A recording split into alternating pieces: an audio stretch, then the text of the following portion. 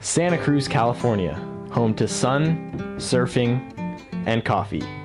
And of the coffee places that pop into the minds of Santa Cruz residents, there is one that comes up most commonly as the place that is representative of Santa Cruz culture, Verve.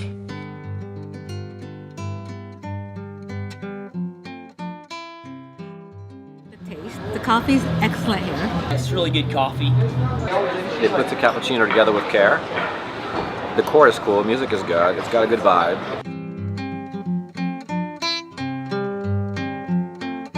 Since the founding of Verve by Ryan O'Donovan and Colby Barr in 2007, the company has been rapidly expanding. From their original location on 41st Avenue in Santa Cruz, they have expanded to 2 other locations in Santa Cruz and 1 in Los Angeles. In addition, Verve has been roasting their own coffee beans from the beginning. And after they outgrew their first roasting facility adjacent their 41st Avenue store, they moved into a large roasting facility on Seabright Avenue. Their coffee is now being sold across the country.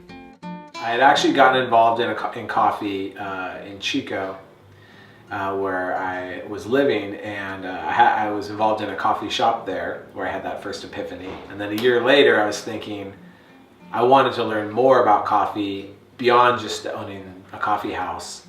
And I'd been working in coffee for a year and was, owned my own business and was really wanting to just start going deeper into coffee.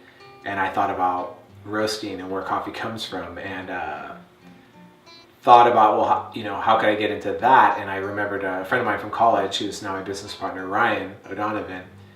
He had always worked in coffee, and he was a home roaster, and he was like working in coffee at that time, I think in the Bay Area. He had just come back from Oregon and Portland.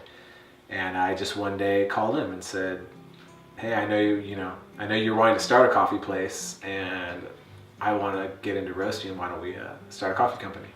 We chose Santa Cruz, really Ryan chose Santa Cruz, because of lifestyle, surfing, mountain biking, and just the community.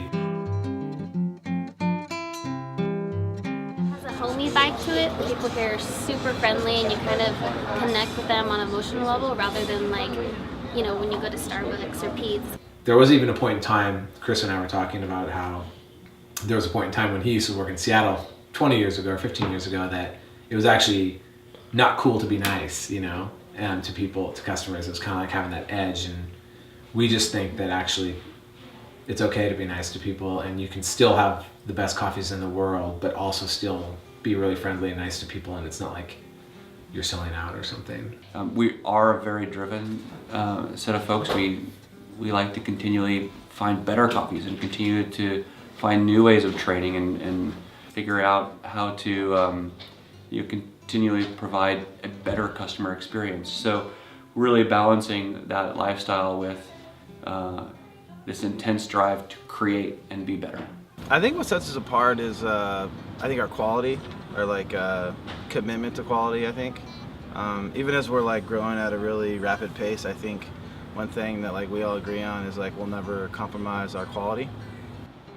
Laid back and fun. We consider ourselves sort of lifestyle brand, authentic and quality and customer service driven. I actually think it's too expensive. They overcharge. I think one of the coffees, this was $2.25, and they would charge $3 or something for a coffee. I did our deliveries for quite a while, and you get that a lot in grocery stores.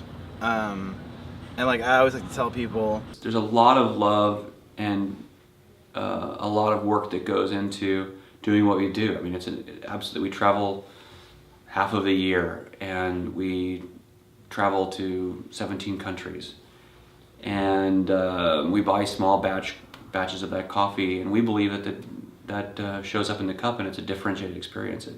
It's an unbelievably good cup of coffee. So, and again, the service, the craft that goes behind making the beverage. We probably travel as a team 6 or more months a year to Origin to go visit farmers and producers and to help meet them and have them understand where their coffee's going and why quality matters.